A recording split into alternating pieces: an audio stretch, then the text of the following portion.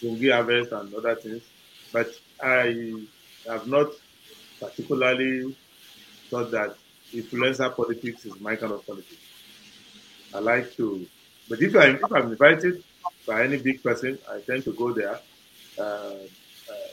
just to honor them. But I have never thought that influencers are going to be the driver of the democratic system.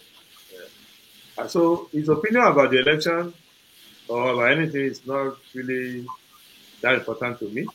And as a Nigerian citizen, he has the right to have friends. All I know is that of the presidential candidate, he has a number of friends. For example, I know Sowore is quite close to him because we go and maybe drink that can wine together or something. Or I don't know if they even go hunting for game together. But I see that Sowore goes there all the time. His friends, close Peter Obi, always go there and take photos and talk. And most of Peter Obi's uh, operatives, Osintokun and many of them, they are Malaysian cast people. They belong to that group. And Tinubu is his life partner. They've known each other forever. And they were involved in Adeco together. They have their so Seneca has a lot of friends. And among his friends, he's probably going to be more impressed with one or the other. So, and since I'm not his friend, I'm not his enemy, but I'm not one of his friends. So I see that as a friendly discussion among themselves. Because uh, before the election, uh, Sowore will meet with Seneca, discuss. After the election, I think he's been there twice or twice. Same thing with Peter Obi. I think he was very keen on Seneca's endorsement.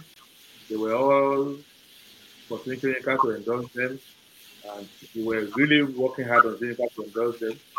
So, and after the election, they went to Seneca and told Seneca their life story, part of which is now revealing a bit of it to them. So they were the one who used their mouth to tell Seneca that they didn't win the election and that they to try to fight and see what they can get out of it. It wasn't Seneca is not in their campaign camp. They were the one who went there to tell him by himself. So Seneca is Seneca, I think, apart from what he's doing in the Middle East now, trying to translate something to Arabic, translate uh, Bongi Harvest or Arabic for them to understand. He hasn't got much job. So if they want to fight him, he has their time. And the man is 90 something. So he can always get away with anything. He's closer to the gods now than to human being. So I don't want to waste my time on that. There is nothing Sonika has to add to what happened to the election that we already don't know ourselves. The only thing he's telling us is the fact that some of the people who are doing election petitions, especially Labour, that they had told him they didn't win it, but they're just trying to win it. So I'm not going to intervene in that. But in my early March uh, interview with Rise TV, I had mentioned it that one of the problems we will face in this obviously bad election is to try to make claims that you cannot sustain. And internal numbers show to me that the election was very bad, and I've counseled everybody that we should just be talking the way I'm talking now to say the election is bad. It's bad in this area, that area, that area. We should cancel this election and do a proper one so that Nigeria will not regret the next 4 years. But when people were supposed to reach that conclusion or that consensus that the election was rigged, some decided to change their mind and say, I won, not my mandate. And then they play to the hand of the legal system, and there's nothing you can do about it.